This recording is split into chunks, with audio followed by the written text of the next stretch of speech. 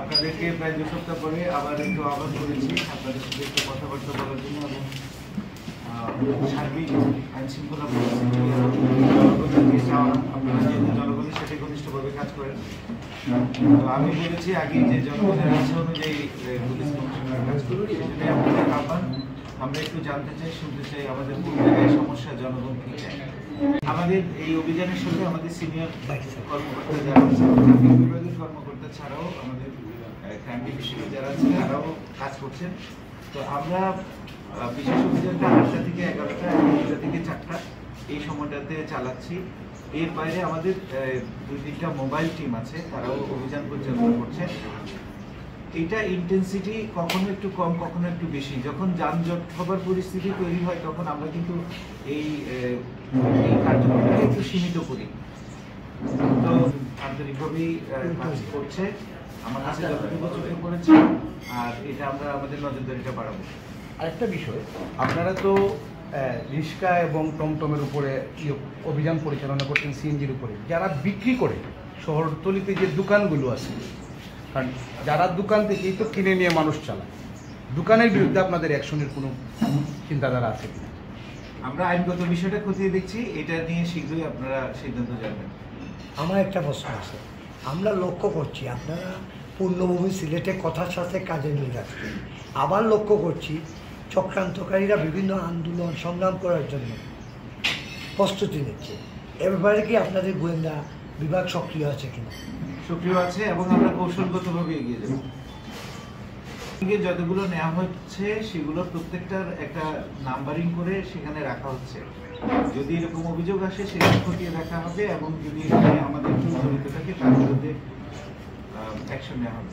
মানে প্রশ্ন নেওয়া হবে। আমরা ইতিমধ্যে দোকান মালিক সমিতি তাদের সাথে কথা বলেছি এবং ফুটপাত উচ্ছেদ অভিযান আমরা শুরু করবো শীঘ্রই। আমাদের প্রস্তুতি সম্পন্ন হলেই এটা শুরু হবে এবং আপনারা এটার একটা রেজাল্ট দেখতে পাবেন।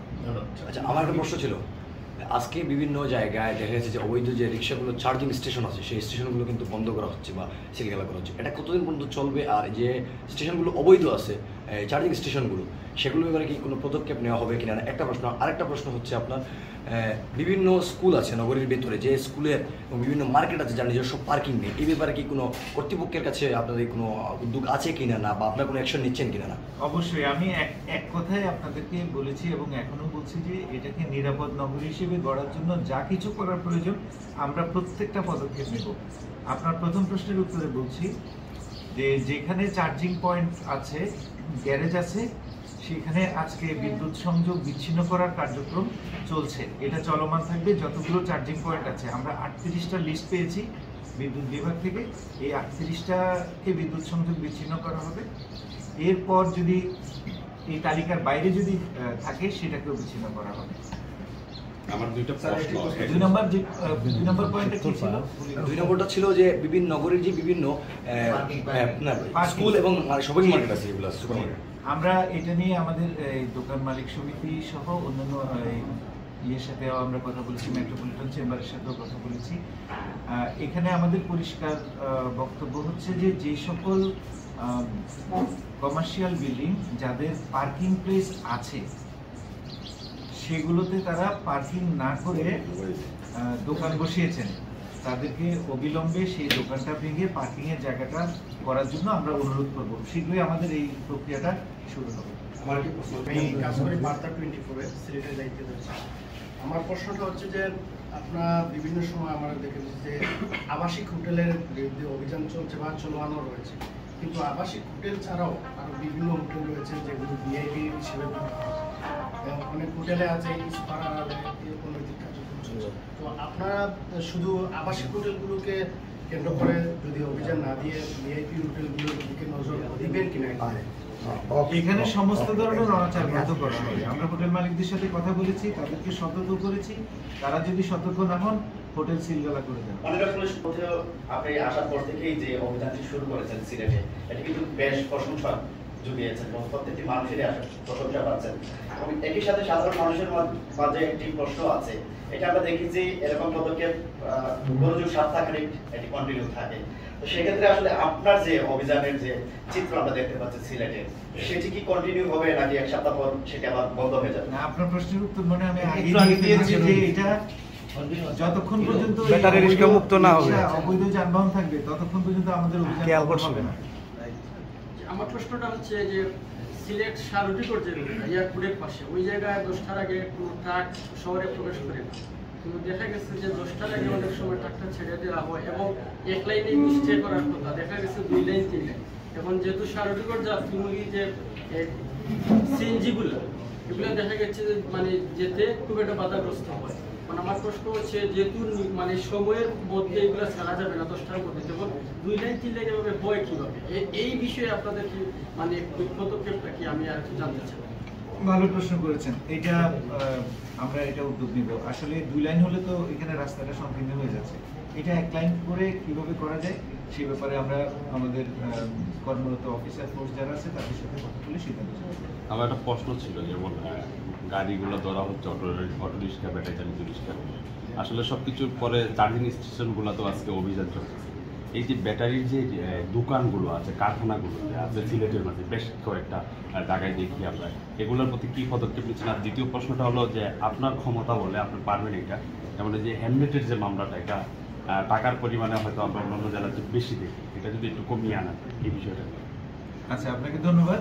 উৎপাদন, বিক্রয়, বিপণন এটা নিষিদ্ধ নয়, এটা বৈধ। কিন্তু এখন এই বৈধ জিনিসকে যদি আপনি অবৈধ কাজে ব্যবহার করেন, সেই জায়গায় আমাদের অভিযান।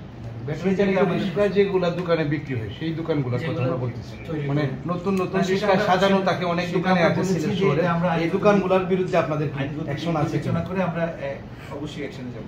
দ্বিতীয় ব্যাপারে আমি একটু বলি, আসলে নিরাপদ শহর গড়তে গেলে আমাদের সবারই দায়িত্ব আছে, আমাদের সবার মাইন্ডসেটটা ঠিক করা প্রয়োজন আছে বলে আমি মনে করি। অনেক সময় ল এনফোর্স করার চেয়ে যদি আমরা মোটিভেশন দিয়ে এইটা করতে পারি, তাহলে আমাদের লটা এনফোর্স করার প্রয়োজন হয় না। একটা হেলমেটের দাম 1000 টাকা থেকে শুরু, 1000 টাকা থেকে ধরেন ভালো হেলমেট 3000 3500 টাকা পর্যন্ত। হেলমেটের জন্য না পরার জন্য জরিমানা হচ্ছে 3000। এখন আমরা যেটা বলেছি সেটা হচ্ছে যে কারো যদি হেলমেট পাওয়া না যায়, তাকে মামলা না দিয়ে, জরিমানা না দিয়ে, তাকে বলা হবে যে আপনি হেলমেটটা কিনে নিয়ে আসেন, তারপর আপনি গাড়ি নিয়ে যান।